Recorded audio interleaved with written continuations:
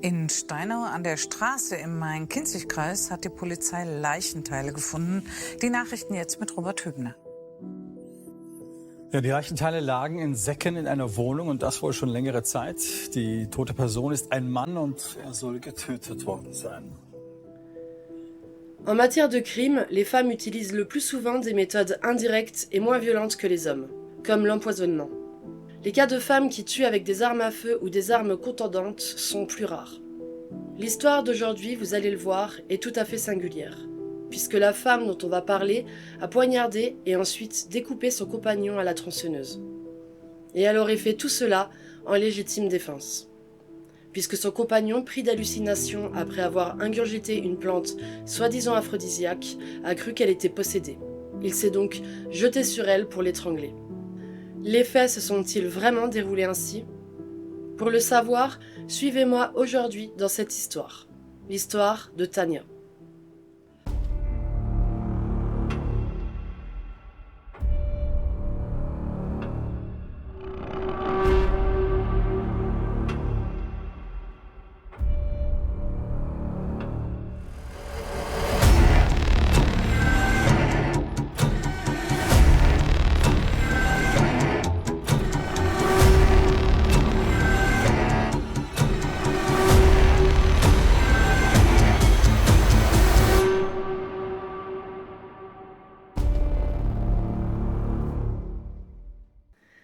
Salut à tous, c'est Manaria, j'espère que vous allez bien. Je suis super heureuse de vous retrouver aujourd'hui pour une nouvelle histoire. Je tenais à vous remercier pour vos commentaires sous ma vidéo précédente. Et surtout, merci aux gens qui ont joué le jeu concernant la fameuse vidéo FAQ. J'ai déjà plein de questions super pertinentes. Pour ceux qui viennent d'arriver ou encore ceux qui ont oublié de le faire, je vous laisse me poser vos questions en commentaire. Comme d'habitude, si vous souhaitez me soutenir, je vous invite à commenter, liker ou encore partager cette vidéo. Vous abonner à cette chaîne ou à mes réseaux sociaux dont les liens sont en description est également un très bon moyen de me soutenir. Et n'oubliez pas d'activer la cloche de notification. Bon, j'espère que vous n'allez pas être déçus car aujourd'hui je vais vous parler d'une affaire dans laquelle les protagonistes ou leurs familles ont demandé l'anonymisation.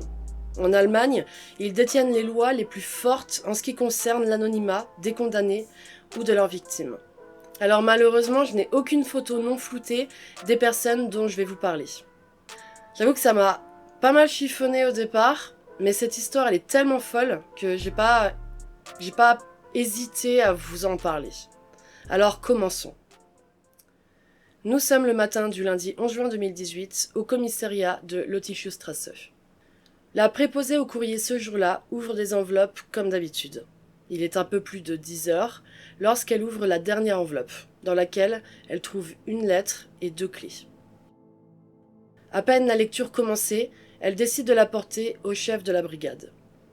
Au départ, il pense à une mauvaise farce, car ce qu'il a sous les yeux est à la fois abominable et inédit. Cette lettre est en fait une lettre d'aveu. Une femme dit qu'elle a poignardé son conjoint en légitime défense dans leur appartement de Steinau an der Straße. Elle raconte qu'il a ingéré une plante favorisant la libido, mais que cette fameuse plante aurait eu pour effet de lui donner des hallucinations, voyant des diables et des démons. Son conjoint l'a alors attaquée, la pensant possédée. Il a essayé de l'étrangler et elle l'a poignardée, seul moyen selon elle de se libérer de son attaque. Elle l'a poignardé jusqu'à ce qu'il tombe au sol, raide mort. Ensuite, elle écrit avoir emmené le corps de son agresseur dans la salle de bain, afin de le découper en plusieurs morceaux, avec une tronçonneuse. Et si elle a fait cela, c'est parce qu'elle avait dans l'idée de le faire disparaître. En morceaux, il est alors plus facile à transporter. Elle veut le faire disparaître puisqu'elle a peur qu'on ne la croie pas à propos de la légitime défense. Elle précise qu'elle est actuellement en liberté conditionnelle et qu'elle ne veut pas retourner en prison. Elle a d'ailleurs pris des photos des blessures qu'il lui a infligées durant son attaque pour prouver de sa bonne foi. Elle s'excuse de nombreuses fois et dit qu'elle se présentera au commissariat de police dans 2 semaines. Elle écrit également que dans l'appartement se trouvent 2 chats, des gerbilles et des rats de compagnie. Elle demande aux autorités de les conduire dans un refuge et a donc accompagné cette lettre des clés de la porte d'entrée. Elle précise également que le corps démembré de son compagnon est toujours dans la salle de bain et demande à ce qu'il soit enterré à Steino car il aimait beaucoup Steino. Et cette lettre est signée Tania B. 2 policiers se rendent alors à l'adresse indiquée. L'appartement se trouve dans une petite cité HLM où la précarité règne. Il est alors 11h. Ils se garent non loin de l'immeuble. À ce stade, ils sont encore dubitatifs, se demandent si c'est réel. Arrivés à la porte de l'immeuble de 9 appartements, ils constatent que les noms indiqués dans la lettre se trouvent bien sur un des boutons de l'interphone. Ils entrent dans le hall du petit immeuble de 3 étages. L'appartement qu'ils recherchent est au second. Ils mettent les clés dans la serrure et celle-ci correspond bien. La porte est maintenant déverrouillée. Ils prennent conscience que potentiellement, derrière cette porte, se trouve l'horreur. La porte s'ouvre sur un petit appartement en désordre. À part une odeur de nourriture moisie, il n'y a pas d'odeur de cadavre. La lettre indique que le meurtre se serait déroulé le 5 juin, soit 6 jours plus tôt. Et en ce début juin 2018, les températures ont été élevées. À leur gauche se trouve une porte recouverte de sacs poubelles noirs collés avec de l'adhésif. La fameuse porte dont parle Tania dans son courrier, qu'elle a calfeutrée afin d'éviter que l'odeur ne se répande. Au sol, il y a des traces de sang, suggérant que quelqu'un a marché pieds nus dans ce sang. Les animaux sont là également.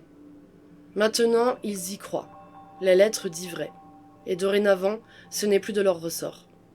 Les 2 policiers prennent alors des photos de l'appartement et sortent pour appeler la direction de leur service et le bureau des détectives.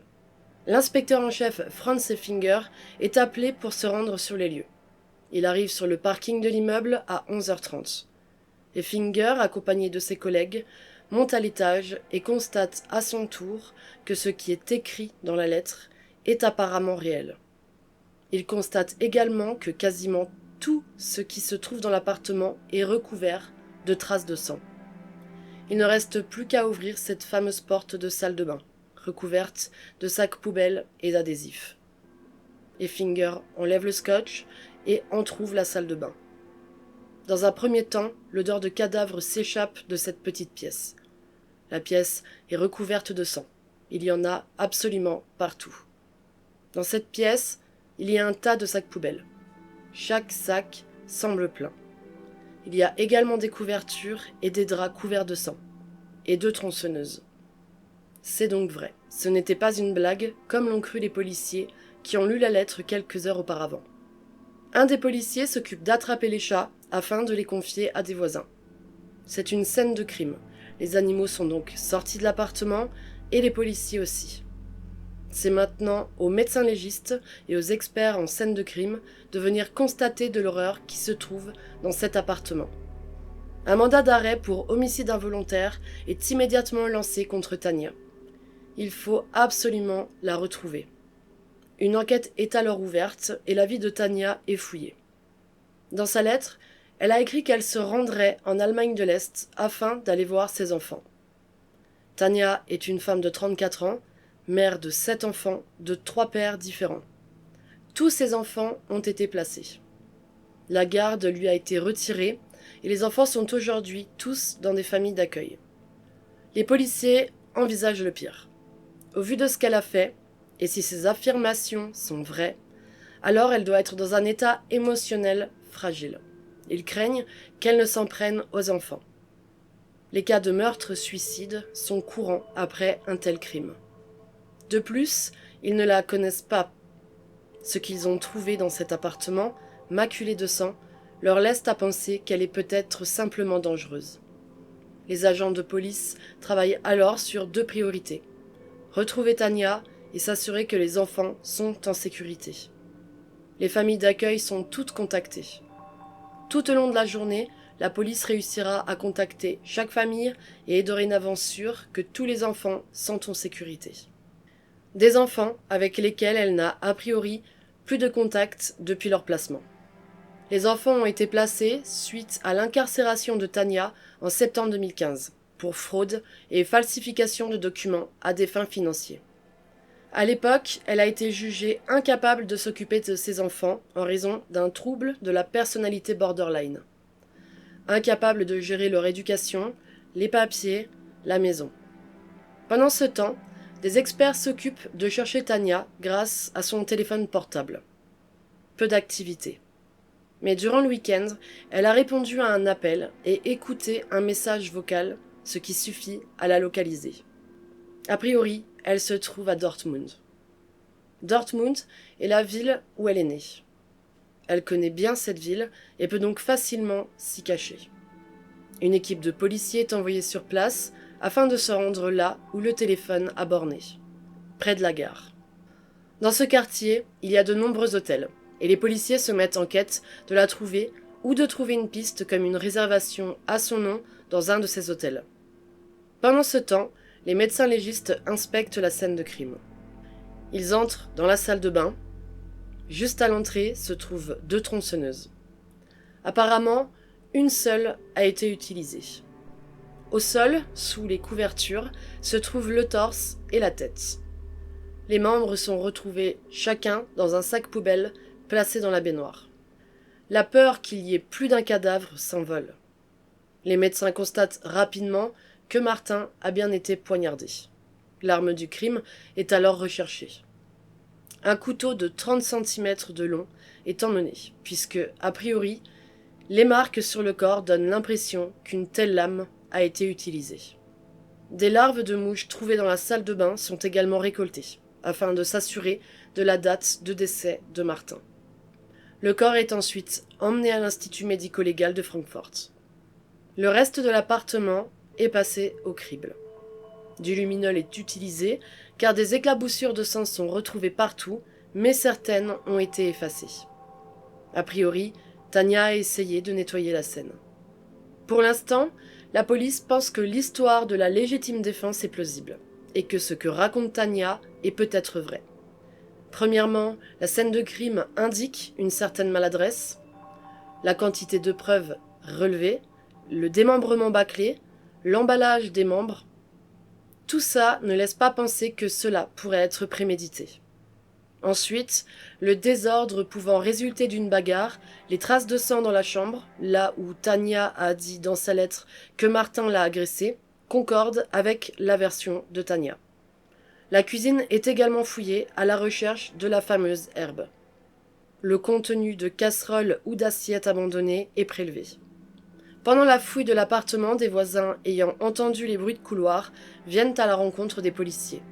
Ils disent avoir vu Tania emporter des sacs poubelles en bas de l'immeuble plusieurs fois au cours de la semaine précédente. Les poubelles de l'immeuble sont fouillées, mais rien qui ne concerne le crime n'est retrouvé. Les voisins disent n'avoir rien entendu de particulier le 5 juin. Aucun cri, rien. Vers 21h, Effinger, le détective en chef, reçoit un appel de la patrouille de police envoyée à Dortmund sur les traces de Tania. Ils ont une bonne nouvelle. Ils ont retrouvé un enregistrement à son nom dans une auberge en face de la gare.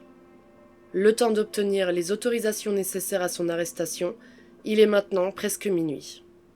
Les policiers, accompagnés du réceptionniste, arrivent devant la porte du dortoir où elle se trouve.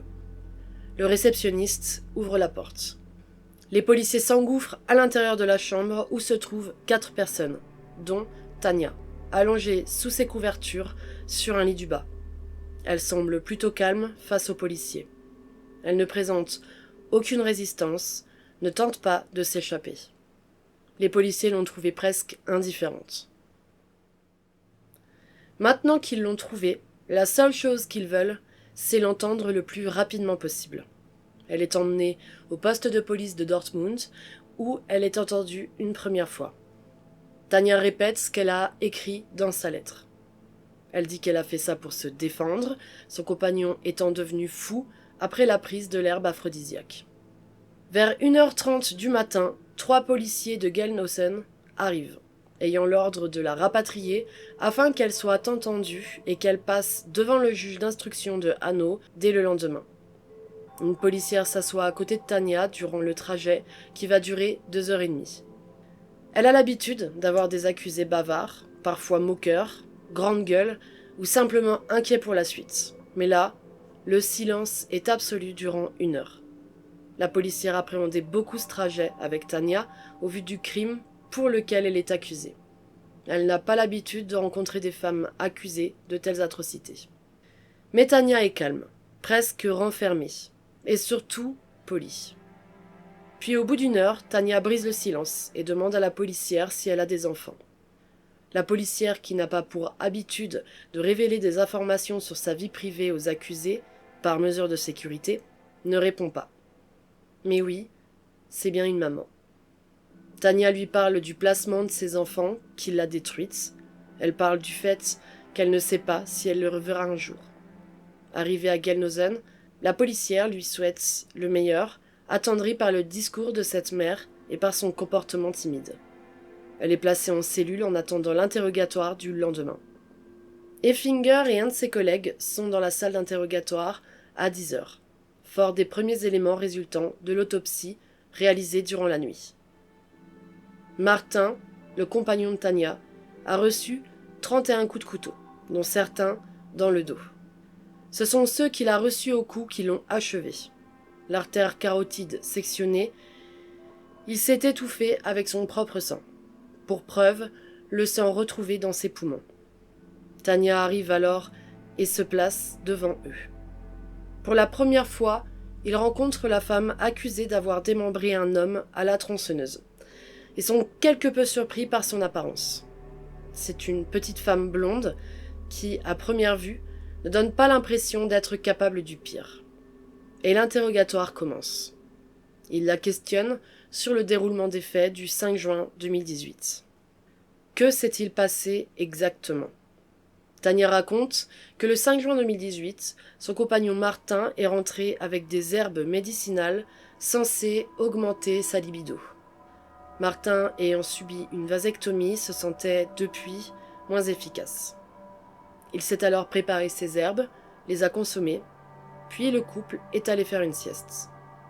Seulement Martin s'est réveillé soudainement atteint d'hallucinations, voyant des démons, et était persuadé que Tania était possédée par l'un d'eux. Il est alors allé dans la cuisine pour prendre un couteau, déterminé à la tuer. Arrivé dans la chambre, il a finalement posé le couteau pour se jeter sur elle afin de l'étrangler. Tania dit avoir attrapé le couteau et lui avoir asséné 2 coups dans le cou. Effinger lui demande pourquoi autant de coups de couteau. Tania répond qu'elle a été prise d'une colère incontrôlable et qu'elle voulait juste qu'il la lâche. Elle l'a donc poignardé jusqu'à ce qu'il tombe au sol. L'interrogatoire se poursuit sur les raisons du démembrement. Tania explique qu'elle est sortie de prison il y a à peine 1 an, sous liberté conditionnelle, et qu'au vu de son casier judiciaire, elle s'est simplement dit que personne ne la croirait concernant la légitime défense. Elle a alors traîné le corps de Martin dans la salle de bain, est allée chercher une tronçonneuse au sous-sol pour le découper. Seulement, la tronçonneuse était défectueuse. Elle est donc allée dans un magasin de bricolage à 25 km de là, afin d'en acheter une nouvelle. Elle l'a donc démembré afin de le mettre dans des sacs poubelles pour le transporter plus facilement. Seulement, le torse était trop lourd. Elle a donc abandonné l'idée et voulait se livrer à la police après être allée voir ses enfants. Elle a envoyé la lettre pour que les animaux soient retrouvés et que son compagnon puisse être enterré. Effinger pose encore et encore les mêmes questions, dans le but de voir si elle change sa version, se trompe ou fait preuve d'une émotion quelconque. Et Tania raconte mot pour mot la même chose, comme si elle avait appris un texte par cœur. Elle semble froide lorsqu'elle parle des faits. Aucune émotion, comme des larmes, n'apparaît sur son visage. Il lui demande alors de reconstituer la scène de bagarre durant l'étranglement. Martin était très grand et plutôt musclé. Face à lui, Tania était un tout petit gabarit. Comment est-il possible qu'elle ait réussi à attraper le couteau pendant que Martin l'étranglait ? Effinger lui fait alors la remarque, mais elle maintient sa version. Effinger commence sérieusement à douter de ce qu'elle raconte. Il sait que ce sont les coups de couteau au cou qui ont tué Martin, mais d'après Tania, c'est les premiers qu'elle a donnés. Le gabarit de Martin face à celui de Tania. Le manque d'émotion lorsqu'elle parle des faits, Pourtant, elle est interrogée sur la relation qu'elle entretenait avec Martin. Elle dit que c'était l'homme avec qui elle voulait finir sa vie. Difficile d'imaginer une telle froideur alors qu'elle parle soi-disant de la mort de l'homme de sa vie. L'interrogatoire dure 2 heures et durant ce temps, elle répète inlassablement les mêmes choses. Après l'interrogatoire des Fingers, Tania rencontre son avocat, car à 14 heures, elle passe devant le juge d'instruction d'Anneau. Sous les conseils de son avocat, elle ne dit pas un mot devant le juge. Elle est donc mise en détention provisoire pour homicide involontaire, jusqu'à son jugement, qui devrait avoir lieu en fin d'année. Et durant lequel, vous allez voir, le vent va totalement tourner. Tania arrive dans la salle, le visage dissimulé derrière un classeur. Elle s'assoit aux côtés de son avocat. Elle est jugée aujourd'hui pour homicide involontaire. Les faits sont relatés et le discours de Tania et de son avocat tourne donc autour de la légitime défense, histoire qu'elle raconte et qu'elle maintient depuis le départ. Mais sa version va être mise à mal. Alors je vais vous présenter les choses point par point, je vais y aller crescendo pour que vous compreniez parfaitement l'affaire et tout ce qui a été trouvé durant l'enquête et tout ce qui a été présenté au procès.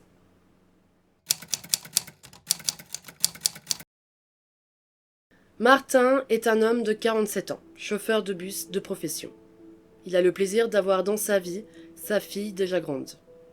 C'est un grand gaillard, plutôt musclé, assez charismatique, mais décrit comme un véritable nounours. Au tribunal se présentent ses collègues de travail. Il témoigne de sa fiabilité dans le boulot, ce qui force ses collègues à beaucoup le respecter. Ils le décrivent également comme étant un homme doux et poli, incapable de faire du mal à une mouche. Martin était également croyant. De temps en temps, il se rendait à l'église pour la messe du dimanche.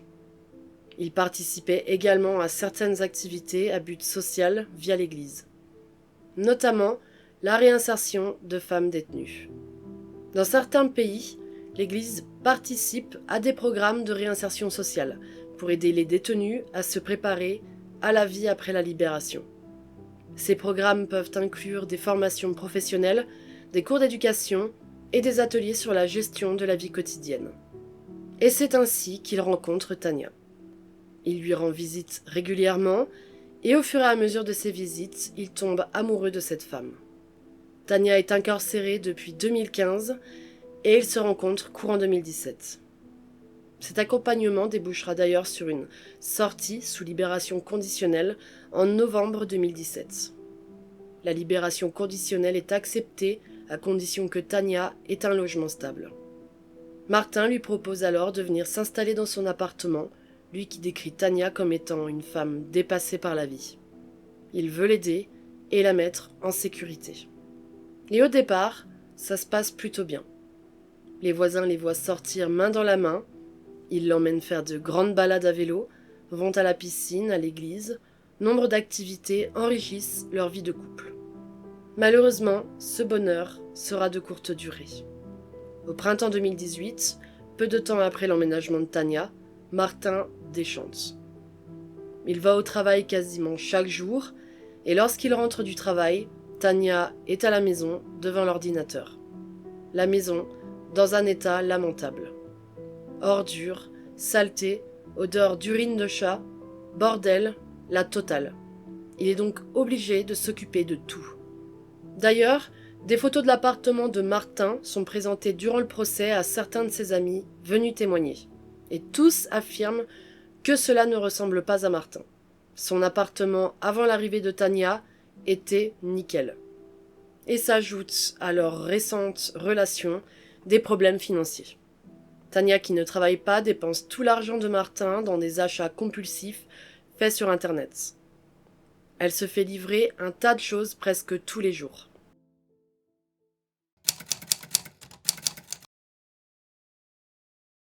Tania est née à Dortmund en 1983.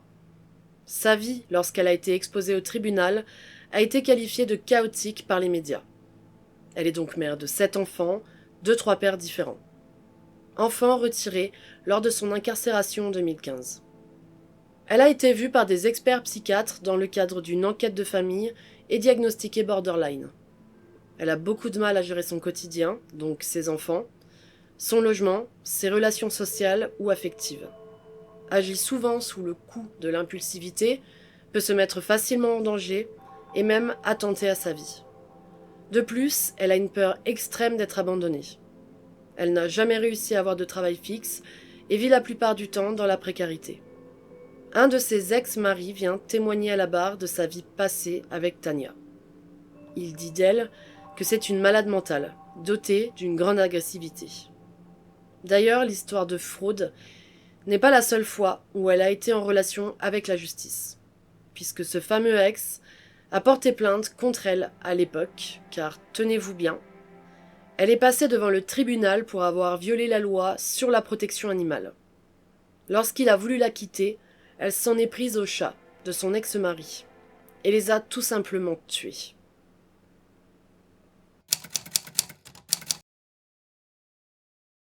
Des voisins du couple sont interrogés à la barre.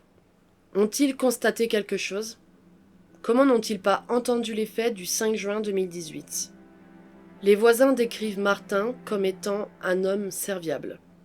S'ils avaient un souci, ils savaient qu'ils pouvaient aller en discuter avec lui.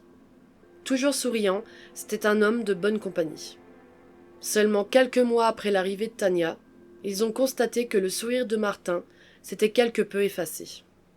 Ils ont bien vu le couple main dans la main au départ, tout semblait normal, mais ils ont également constaté du changement entre eux, distants et ne présentant plus de marques d'affection en public.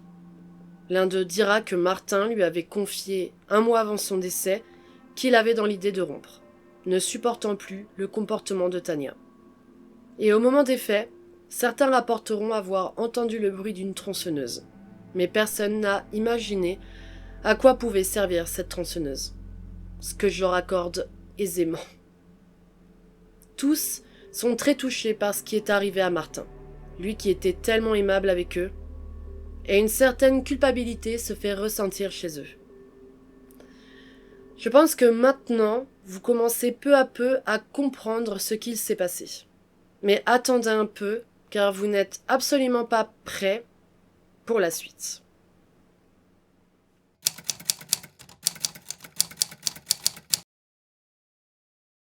Donc Martin a bien été tué avec un couteau, doté d'une lame de plus de 20 cm. Il a donc reçu 31 coups de couteau. Ce qui ne colle pas avec la version de Tania, c'est que certains d'entre eux ont été reçus dans le dos. Tania raconte qu'elle lui a infligé ses blessures pour se défaire du soi-disant étranglement de Martin, et qu'elle a frappé tant que Martin ne l'a pas lâché. Comme je vous l'ai dit plus tôt, Martin a succombé à 2 coups de couteau reçus au cou, qui ont tranché sa carotide. Lorsqu'il est tombé au sol, il était encore vivant, et s'est étouffé avec son propre sang, retrouvé dans ses poumons. De plus, les marques de couteau montrent autre chose. Beaucoup sont très rapprochés, et laissent croire que Martin, contrairement à ce que dit Tania, ne se serait que très peu défendu. Je ne sais pas si vous vous en rappelez, mais Tania a dit qu'elle avait pris des photos de ses blessures, celles reçues lors de son altercation avec Martin. Elle a donc pris en photo son cou, des photos qui montrent quelques hématomes et griffures. Eh bien, ces photos ont été expertisées, et le médecin légiste ne pense pas qu'elles résultent d'un étranglement, émettant l'hypothèse qu'elle se serait fait ça en transportant le corps. La salle de bain exiguë et le fait de mettre le cadavre de Martin dans la baignoire pourrait expliquer ces marques. De plus, l'utilisation d'un outil lourd comme une tronçonneuse dans cette toute petite pièce pourrait également les expliquer. Et un élément à ce sujet est présenté durant l'audience. Des enregistrements provenant de caméras de surveillance. Le lendemain matin du meurtre de Martin, Tania a été enregistrée par les caméras d'un distributeur automatique de billets, puisque dès le lendemain du crime, elle est allée retirer plusieurs centaines d'euros sur le compte de Martin. Sur ces enregistrements, on la voit portant un débardeur avec de très fines bretelles, laissant apparaître son cou. Et on peut constater, grâce à ces enregistrements, l'inexistence de ses blessures. Le contenu de l'estomac de Martin a également été étudié. Tania raconte qu'il aurait ingurgité une plante censée augmenter la libido. Mais aucune trace de cette plante n'est retrouvée dans l'estomac de Martin. Le contenu des ustensiles de la cuisine a également été étudié, et la même constatation est faite. Aucune plante médicinale n'est retrouvée. Pour ce qui est de la scène de crime, l'expertise a été assez compliquée, notamment l'étude des traces de sang. Les résultats ont été médiocres, étant donné que la moitié ont été nettoyés. Il faut savoir que Tania est restée 4 jours dans cet appartement après le meurtre de Martin, modifiant la scène de crime. Les chats se promenaient également dans l'appartement, contaminant nombre de preuves. Mais les médecins légistes ont réussi à déterminer le vrai déroulement des faits selon leur expertise. Tania raconte qu'ils auraient fait une sieste. Les médecins pensent que c'est vrai, et qu'elle l'aurait en fait poignardé durant son sommeil. Martin, dans un sommeil profond, aurait reçu les premiers coups de couteau dans le dos. Il se serait relevé, assis sur le lit, et Tania aurait continué à le frapper encore et encore. Il se serait levé, aurait essayé de l'arrêter, d'où certaines blessures retrouvées sur les avant-bras de Martin, celles-ci qualifiées de blessures défensives. Elle aurait alors achevé Martin de plusieurs coups de couteau au niveau du cou. Il serait tombé à l'entrée de la chambre et serait mort dans les minutes qui ont suivi. Un véritable cauchemar.